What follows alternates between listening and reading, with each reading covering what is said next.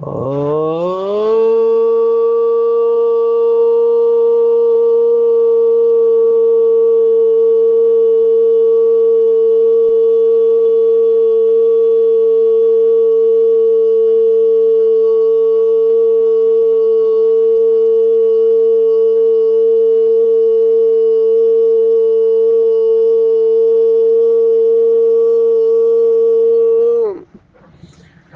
शांति। आज 6 दिसंबर 2024 भारत में शुक्रवार है। Today is 6th December 2024 and it's Friday in Bharat. आज की मुरली का जादुई रहस्य स्वयं को प्रेरणा देने के लिए magical secrets of today's Murli for motivating the self. आज की साकार मुरली फिर से बाबा ड्रामा का राज टच कर रहा है। बाबा के लिए ड्रामा की पॉइंट बहुत इम्पोर्टेंट है। 2 दिन पहले हमने इसको टच करने की कोशिश किया। बहुत सारे भाई बहनों के बहुत सारे प्रश्न हैं, लेकिन अल्टीमेट सॉल्यूशन यही है। आप जितना जितना ज्ञान और योग में मस्त होते हैं, उतना उतना लक्षण है कि आप साइलेंस में जाओगे। कंप्लेंट समाप्त हो जाएगी, कंप्लीट स्टेज की तरफ यात्रा करोगे। आपको ड्रामा में हर चीज अच्छी दिखाई देगी, किसी का भी दोष दिखाई नहीं देगा। और ये बाप समान अवस्था है। नंबरवार बाबा के बच्चे इस स्टेज पर आ रहे हैं। आज की पूरी साकार मुरली 2 शब्दों के ऊपर है, चार्ज और डिस्चार्ज। आज की पूरी मुरली बेहद बेहद के ड्रामा के बारे में, बैटरी को चार्ज और डिस्चार्ज करना इसके ऊपर है। बहुत मोटिवेशनल बातें बाबा ने बताई है। भक्ति मार्ग की बात भी आई हुई है। माला की बात फिर से आई हुई है, रुद्र माला, रुंड माला, ब्राह्मणों की माला। तो हम माला को देखने वाले हैं फिर से। और फिर बाबा ने कहा कि कर्म बंधन से मुक्त होने के लिए सब मेरापन एक बाप में समा देना है। विशेष आज मोटिवेशनल है कि छोटे बच्चे ज्ञान योग में तीखे हैं तो बड़ों को पढ़ाते। हम इसके ऊपर देखने वाले हैं धरती के सितारे और आसमान के सितारे में क्या फर्क है, ये भी बाबा ने बताया हुआ है। और बाबा ने कहा हमारी एक टांग नरक में और एक टांग स्वर्ग में है। अभी सबका यथार्थ अर्थ हमको निकालना है। हम शुरुआत करते हैं। आज बाबा ने कहा कि ऐसी समझ दी है मैंने बच्चों को कि उनके बुद्धि का ताला खुल गया है। अभी हमने देखा कि बुद्धि का ताला लगा हुआ है, तो उसका लक्षण क्या है। बुद्धि आत्मा की शक्ति है और बुद्धि का काम है निर्णय लेना, डिसीजन। और हमने ये भी देखा life is nothing but decision. जैसे ये मुरली रहस्य सुनना नहीं सुनना डिसीजन है, दूसरों को फॉरवर्ड करना न करना डिसीजन है, मौन में रहना डिसीजन है, अपनी इच्छाओं को समेट कर तैयार रहना ये डिसीजन है। हम हर वक्त कुछ ना कुछ डिसीजन लेते रहते हैं। बिजनेस को बढ़ाना या नहीं बढ़ाना ये डिसीजन है। अपनी एनर्जी को दिन भर में कहाँ कहाँ पर लगाना ये भी डिसीजन है। भोजन में कितना समय देना ये डिसीजन है। तो हर एक अपने जीवन का डिसीजन लेता है। हर एक ने लिया हुआ है कि मुझे इस तरह से जीना है।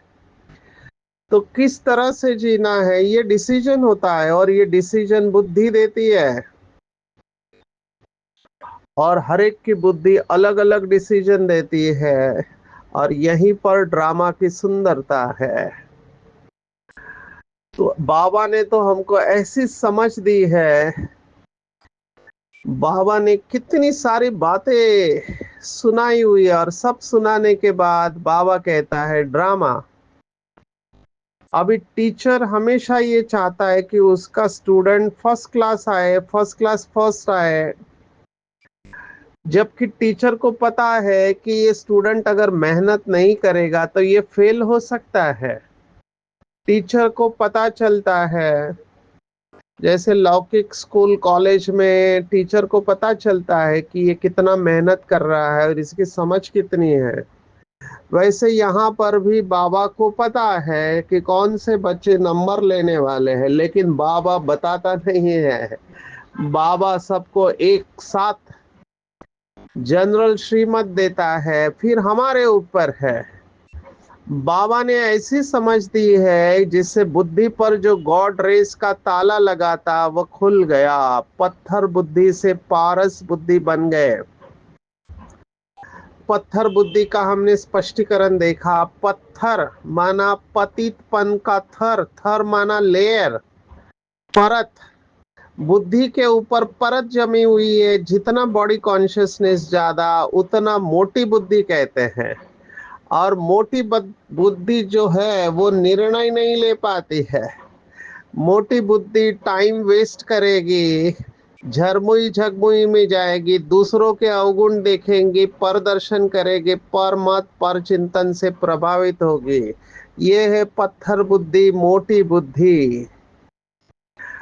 और बाबा हमको पारस बुद्धि बना रहे हैं। पारस माना जितने परमात्मा के प्रेम का रस पा लिया, तो जितना रस हम खींचते हैं शिव बाबा से, उतना बुद्धि के ऊपर जो परत चढ़ी हुई है, लेयर चढ़ी हुई है, वो साफ होने लगती है। कई बार घिसना पड़ता है, ज्ञान और योग पे घिसना पड़ेगा, बार बार लगातार अभ्यास करना पड़ेगा, तभी बुद्धि पारस होगी। नहीं तो मैं देखता हूँ अच्छे अच्छे पढ़े लिखे लोग भी कंफ्यूज होते हैं। कंफ्यूज माना डिसीजन नहीं ले पाते हैं। तो ये होने वाला है कंफ्यूजन और क्लैरिटी। जितना बुद्धि हल्की रहेगी उतना वो डिसीजन अच्छी लेगी। हल्की रहना या ज्ञान रत्नों से भरपूर रहना, जितनी जितनी समझ बुद्धि के अंदर है उतना डिसीजन लेना इजी हो जाएगा। समझ आती है ज्ञान के आधार पर और अनुभव के आधार पर। लौकिक में जैसे व्यक्ति सीनियर होता है, रिटायर होता है, तो 60 साल में वो बहुत कुछ सीखता है। हर एक इंसान अपने जीवन में कुछ ना कुछ सीखता रहता है, और उसका अनुभव ये कहता है कि ऐसे बात होती है, ऐसे करना चाहिए, ऐसे जीना चाहिए। लेकिन बाबा जो कह रहा है वो स्पिरिचुअल बातें हैं।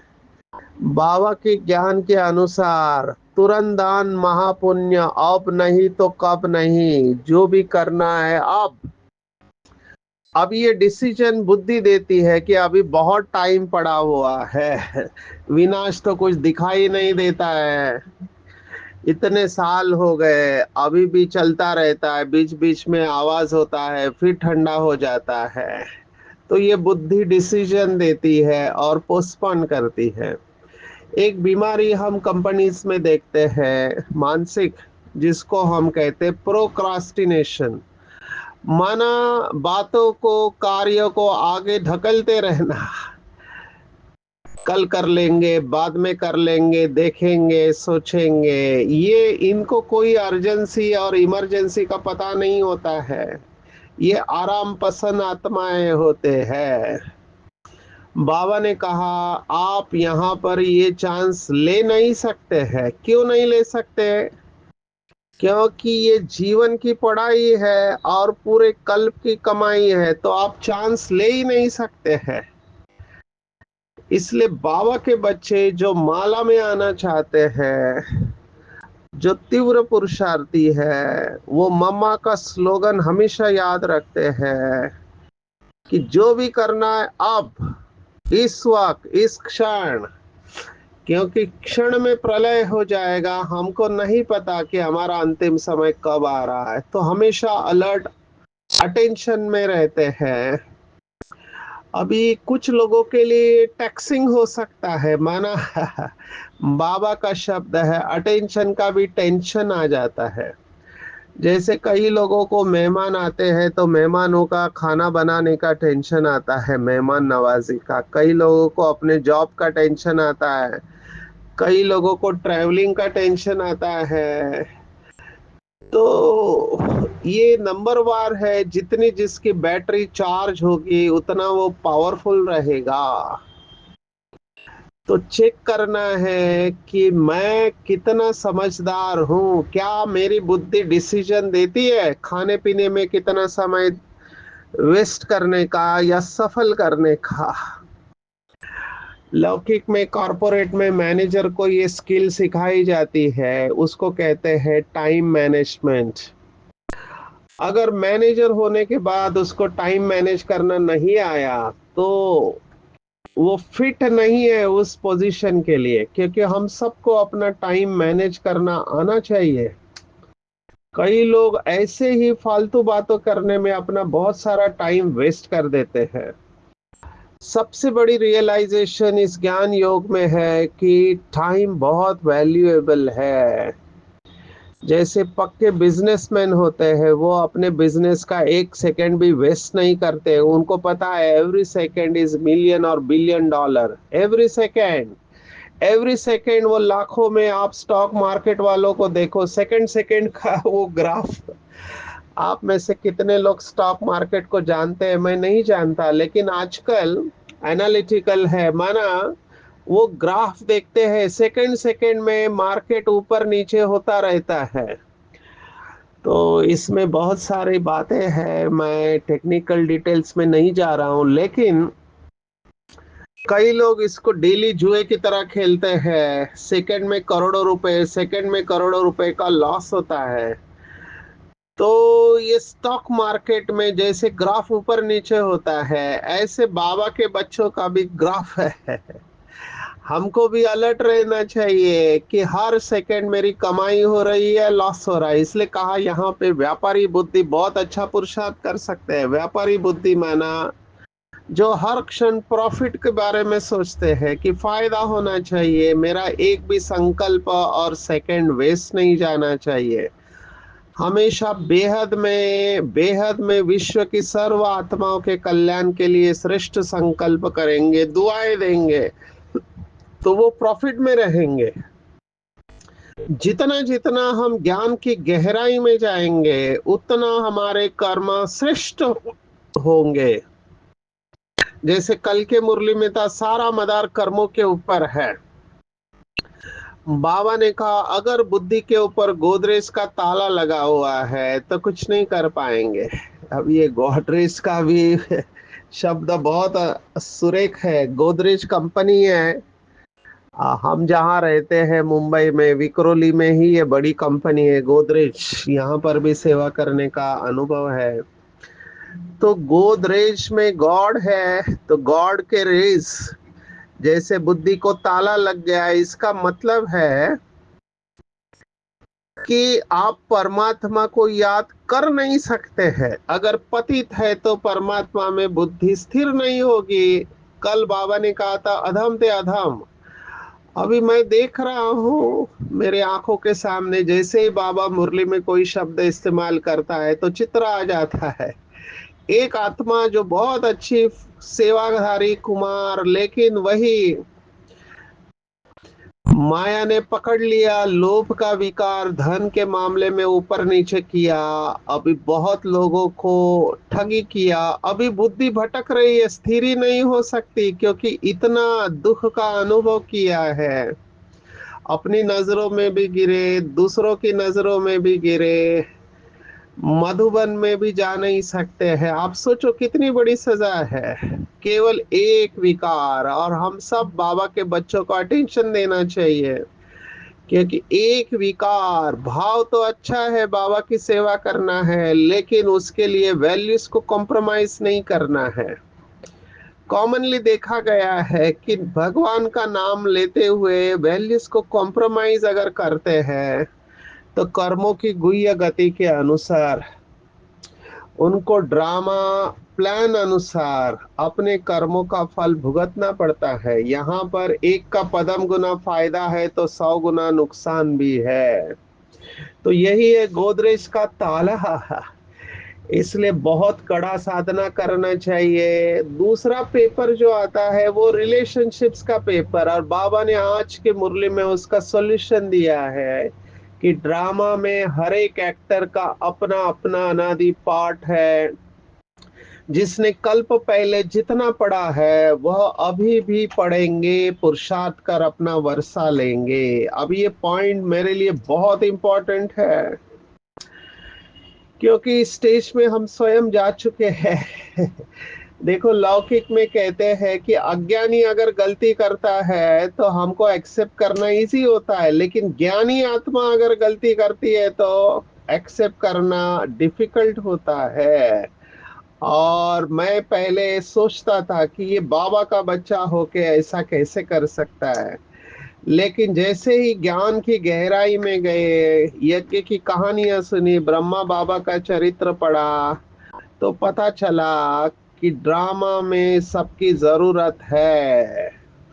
ड्रामा में सबकी जरूरत है। एक बार हमारी आदरणीय जयंती दीदी ने क्लास में सुनाया कि दादी जानकी के पास वो गए और एक बहन के बारे में बताया कि ये सबको डिस्टर्ब कर रही है। तो दादी ने कहा तुम उसका रोल प्ले करोगी क्या? तो बोला मैं कैसे करूं, मैं खुद बिजी हूँ। फिर उनको ड्रामा का पार्ट समझ में आया कि जो जहां पर है वो परफेक्ट है। इस बात को बुद्धि में फिट कर लो कि जो जहां पर है वो परफेक्ट है, फिट है। तो इस समय बाबा का बच्चा जिस जिस देश में है, जिस स्टेट में है, जिस शहर में है, जिस गांव में है, जिस घर में है, जिस उम्र में है, वो परफेक्ट फिट है। This is the accuracy of the drama. ये एक्यूरेट ड्रामा है। इसलिए किसी को बदलने की कोशिश नहीं करना चाहिए, किसी का पार्ट भी बदलने की कोशिश नहीं करना चाहिए। अगर आप निमित्त है तो आपका काम है इंस्पायर करना। जैसे दादी जानकी के लिए कहते थे कि शेयरिंग केयरिंग एंड इंस्पायरिंग। माना दादी जानकी शेयर करती थी ज्ञान के रत्न, केयर करती थी, ध्यान रखती थी, और इंस्पायर करती थी, माना प्रेरणा देती थी। हम सबको शेयरिंग केयरिंग और इंस्पायरिंग होना चाहिए। हम सब जानते हैं कि बोलने से कोई नहीं बदलेगा। अभी ड्रामा इस मोड़ पर है कि बोलने से कोई नहीं बदलेगा। हमको शुभ भावना रखनी है हर एक के प्रति, और ये शुभ भावना ही उनको शक्ति देगी। बाबा ने कुछ दिन पहले मुरली में बताया था, अपने संस्कारों से दूसरों को बदलना है। बाबा का स्लोगन है, जो कर्म मैं करूंगा मुझे देख और करेंगे। अगर आपको लगता है कि दूसरे बहुत बोलते हैं तो आपको चुप हो जाना चाहिए, क्योंकि आप चुप हो जाएंगे तो शायद उनको लगेगा कि ये चुप होके भी कितनी समझदार है। ये तो मम्मा के साथ भी हुआ। देखो, मम्मा गंभीरता की मूर्ति थी। बाबा ने दो लोगों को गंभीरता का टाइटल दिया, एक मम्मा और ईशु दादी, जो मुरली में हमने सुना है। तो बाबा में इतना आकर्षण था, जैसे ही ब्रह्मा बाबा आते थे तो सभी दादियां भागकर बाबा के पास जाते थे, लेकिन मम्मा अपने स्थान पर खड़ी रहते थे। अभी ऐसे नहीं कि मम्मा का बाबा से प्यार नहीं था, लेकिन एक रॉयल्टी होती है। और फिर बाबा कहता था दादियों को, देखो मम्मा कैसे रॉयल है, आपको मम्मा को फॉलो करना चाहिए। तो दादियाँ सोचती थी देखो हम बाबा के लिए आए और बाबा मम्मा की ही महिमा कर रहा है। तो ये समझदारी है, मुझे मम्मा के अंदर बहुत समझदार सोल दिखाई देती है। बुद्धि कितनी शार्प होनी चाहिए ये मम्मा के महावाक्यों को पढ़ के पता चलता है। जितना मैं इस किताब को पढ़ता हूँ ज्ञान विना, तो मैं सोच सोच के हैरान होता हूँ कि क्या बुद्धि होगी मम्मा की, कितनी समझदार मम्मा होगी। एब्सोल्यूट ओबीडियंस टू द श्रीमत, एक भी डाउट नहीं है कैसे होगा क्या होगा। और बुद्धि कितनी क्लीन स्वच्छ, ऐसे ही नहीं मम्मा को ज्ञान की देवी सरस्वती कहा गया है। तो मम्मा की मुरलियों को बार बार पढ़ के मैं आनंद का अनुभव करता हूँ कि कितनी क्लैरिटी है। क्षीर निर्विवेक बुद्धि, हंस बुद्धि क्या होती है ये मम्मा की वाणी पढ़ के पता चलता है। बाबा तो बाबा है, लेकिन बाबा जैसे कहता है ज्ञान सूर्य, ज्ञान चंद्रमा और ज्ञान सितारे, तो ये सबसे लकी सितारा जो चंद्रमा के साथ है वो मम्मा है। हमको भी अपने बुद्धि को इतना समझदार बनाना है। अभी बैटरी के ऊपर आते हैं। बैटरी के ऊपर देखो बाबा ने कितना बताया है कि सतो प्रधान तक पहुंचते हैं उनकी भी बैटरी कभी कभी डिस्चार्ज होती है। माना अपने को टेकन फॉर ग्रांटेड नहीं लेना चाहिए। कबीर कहता है अबहु नाव समुंदर में ना जाने क्या हो। कबीर भी यही भाव से कुछ कहता है कि इतना गर्व मत कर, क्योंकि अभी भी नाव तुम्हारी समुंदर में है, अचानक डूब सकती है। और बाबा आज मुरली में यही बात कह रहा है। सतो प्रधान तक पहुंचे, माना सतयुग तक पहुंचे हैं, लेकिन उनकी बैटरी भी कभी कभी डिस्चार्ज होती है। जितनी बैटरी चार्ज उस अनुसार पद पाते हैं। अब ये कितनी इंपॉर्टेंट बात है, सोचो जितनी बैटरी चार्ज उस अनुसार पद पाते हैं। तो चेक करना चाहिए हमारी बैटरी आत्मा रूपी कितनी चार्ज है। 50% के ऊपर जैसे आप जाने लगते हो तो चार्जिंग स्लो होने लगता है। फास्ट चार्जर, जैसे आजकल फास्ट चार्जर है ज्यादा वोल्टेज वाले, वो 20 मिनट में चार्ज करते, कई मोबाइल तो कुछ मिनटों में चार्ज कर देते। ये टेक्नोलॉजी है। हमारे ज्ञान के साथ ये सब परफेक्टली फिट बैठता है। और वो है बीज रूप अवस्था फास्ट चार्जर, सदर्शन चक्र फास्ट चार्जर। ज्ञान का विचार सागर मंथन स्लो चार्जर है, सेवा से स्लो चार्जिंग होगा, लेकिन फास्ट चार्जिंग है। बॉडीलेस स्टेज, अशरीरी अवस्था, बीज रूप अवस्था, विदेही अवस्था, ज्वाला रूप अवस्था। लेकिन इसके लिए बहुत वैराग्य चाहिए, बेहद का वैराग्य। जितना बेहद का वैराग्य होगा उतना बैटरी चार्ज होगी। कहने के लिए तो बोलते हैं कि हमारा पुरानी दुनिया से कोई लेना देना नहीं है, लेकिन अगर ऐसा होता तो योग बहुत अच्छा होता। बाबा ने कहा बच्चों की बैटरी चार्ज और डिस्चार्ज होती रहती है। तो चेक करना चाहिए कि कौन से कार्य से मेरी बैटरी डिस्चार्ज होती है। ज्यादा सोएंगे तो भी बैटरी डिस्चार्ज होगी, ज्यादा खाना खाएंगे तो भी बैटरी डिस्चार्ज होगी। Please understand this. ये डायनामिक शरीर का समझना है। शरीर ही हमको बीज रूप अवस्था तक लेके जाएगा, लेकिन शरीर को भी संभालने की बुद्धि चाहिए। अगर शरीर को गलत खाना देंगे, बाबा की याद में नहीं खिलाया हुआ देंगे, तो व्यर्थ चलेगा। जहाँ व्यर्थ और निगेटिव है वहां एकाग्रता की शक्ति कहाँ से आएगी। तो सब कुछ कनेक्टेड है। तो चेक करना चाहिए कौन सी बातें मेरी बैटरी को डिस्चार्ज करती है। नंबर टॉप 3 बातें हैं परमत, परदर्शन और परचिंतन। ये बैटरी को टोटल डिस्चार्ज करेगी। योगी माना स्वचिंतन। तो बैटरी डिस्चार्ज होने नहीं देना है। बाबा ने आज मिडगेट शब्द इस्तेमाल किया। मिडगेट माना छोटेपन। छोटेपन में जो सीखते हैं, तो आज बाबा ने कहा वैसे तो बड़े हैं वो छोटों को सिखाते हैं, लेकिन छोटे बच्चे ज्ञान योग में तीखे होते हैं तो बड़ों को पढ़ाते हैं। आजकल के बच्चे मैं देख रहा हूँ जो पीछे आने वाली आत्माएं, कई ऐसे बच्चे हैं जिनके शास्त्र कंठस्थ है, कई ऐसे हैं जो पूरा भागवत करते हैं कम उम्र में। आप देखो तो ये उनकी पिछले जन्म की कमाई है, उसके बगैर ये हो नहीं सकता है। एक बच्चा है जो प्रोफेसर है, कुछ 13-14 साल का है, तो अगर तीखे है तो बड़ों को पढ़ाते हैं। ऐसे बाबा के बच्चे धरती के सितारे हैं, वो आसमान के सितारे हैं, उनमें फेर बदल कुछ होता नहीं, लेकिन हमारी चमक डल हो जाती है। तो ये बाबा ने धरती और आसमान के सितारे बताया हुआ है फर्क। हमको ये स्वमान का अभ्यास करना है। बाबा का स्वमान है, हम जहाँ के नूर है, हम धरती के सितारे हैं। थोड़ा विजुअलाइज करेंगे, इस समय धरती के ऊपर 800 करोड़ आत्माएं चमक रही है, टिमटिमा रही है। लेकिन इन 800 करोड़ आत्माओं में अगर आप गहराई से, स्पेस में से, आकाश में से देखो अगर पृथ्वी को, तो जो 108 आत्माएं हैं इस समय पृथ्वी पर, उनकी चमक बाकी आत्माओं से अलग है। ये बाप समान आत्माएं, अष्टरतन और 108। तो कल मुझे किसी ने प्रश्न पूछा कि 8 जोड़ी है क्या? 8 जोड़ी नहीं है।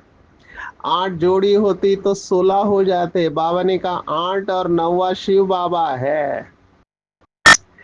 तो ये 8 आत्माएं और 108 आत्माएं पूरी पृथ्वी पर, आप अगर विजुअलाइज करो कि ये 108 आत्माएं पूरी पृथ्वी के ऊपर चमक रहे हैं, और इनकी चमक बाकी मनुष्य आत्माओं से डेफिनेटली बड़ी है, विशाल है। आज की भाषा में उनका ऑरा दूर दूर तक फैलता है। अभी बाबा ने जो कहा, एक नाव, एक टांग नरक में, एक स्वर्ग में है, तो दो जगह पे पाव रखना वो भी अच्छा नहीं है। इसका भाव ये समझना चाहिए कि हमारी टांग अभी हमने उठाई कि उठाई। जैसे गणेश के बारे में कहते कि वो एक टांग ऊपर करके बैठा हुआ है, जैसे बुलावा आया वो दूसरी टांग भी उठा लेगा, माना परम धाम में चले जाएंगे। तो ये आज की मुरली है। माला के बारे में कहेंगे, रुद्र माला माना निराकारी माला, रुंड माला माना विष्णु की माला। ब्राह्मणों की माला तो होती नहीं है, भक्तों की माला डेफिनेटली है। तो ये 4 मालाएं है। आज की मुरली का वरदान के ऊपर हम आते हैं। बाबा ने बहुत गहरी बात कही है। अपने किसी कमजोर संस्कार का बंधन नहीं होना चाहिए। अभी कमजोर संस्कार क्या, किसी के ऊपर मेरेपन का अधिकार रखते हैं तो उन्हें क्रोध या अभिमान आता है, यह भी कर्म बंधन नहीं। बहुत गहरी पॉइंट है। हमारे साथ वाले रिश्तेदार, लौकिक अलौकिक परिवार, अगर मेरेपन का अधिकार रखते हैं, अगर उसने नहीं किया जैसे आप, तो आपको गुस्सा आएगा, और या तो अटैचमेंट है तो अभिमान भी आ जाएगा। यह भी कर्म बंधन है। तो बाबा मेरा है जब हम कहते हैं, तो एक मेरे में सब कुछ समा देना है। सभी मेरापन जो है भक्ति मार्ग का, उसको सब एक मेरे में समाना है। जैसे दादियों ने किया, मम्मा बाबा ने किया, हमको भी सभी प्रकार का मेरापन एक मेरे में समा लेना है। जब एक मेरे में सब कुछ समा जाता है, तो कर्म बंधन से सहज ही मुक्त हो जाते हैं। तो इसका अभ्यास करेंगे, बार बार चेक करेंगे कि मेरा क्या है, और गहराई से अपने आप को कन्विंस कराएंगे कि मेरा तो एक शिव बाबा, दूसरा न कोई। बाबा ही मेरा संसार है। क्यों? क्योंकि दूसरा कोई भी मेरे साथ आने वाला नहीं है। ये एक जन्म के अल्पकाल के रिश्तेदार है, हमको नहीं पता। देने वाला बाबा है। अनन्य भाव, जो भक्ति मार्ग में कहा, अनन्य भाव से बाबा को याद करना है। महान आत्मा बनना है। महान वो जिसके संकल्प, बोल और कर्म महान हो। आज बाबा ने कहा दृष्टि और वृत्ति बेहद की रखनी है। हद में नहीं रहना है। तो जैसे बाबा चाहता है मुरब्बी बच्चा बनना है, तो बाप और घर से लव रखना है, ज्ञान और योग में मस्त बनना है। और बाबा जो हमें समझाते हैं वो औरों को भी समझाना है, कोई गफलत नहीं करनी है। आज की पूरी मुरली में टेको कि बाबा ने जो समझ दी है ड्रामा की, उस समझ के आधार पर कर्म करना है। गोदरेज का ताला लगा हुआ है बुद्धि को, उसको खोलना है, पत्थर से पारस बुद्धि बनना है। हमको पता है ड्रामा में एक का पार्ट दूसरे से मिल नहीं सकता है, तो अपना 20 नाखून का पुरुषार्थ करना है। रहना पुरानी दुनिया में, लेकिन याद नई दुनिया को करना है। और बाबा को अपना संसार बनाना है। जब बाबा संसार है तब बाकी सर्व आकर्षण से मुक्त, कर्म बंधन मुक्त हो जाएंगे। बेहद की दृष्टि और वृत्ति रखना है। अपनी बैटरी को चार्ज कर सतो प्रधान तक पहुंचना है। ज्ञान और योग में मस्त रहना है। अच्छा, ओम शांति।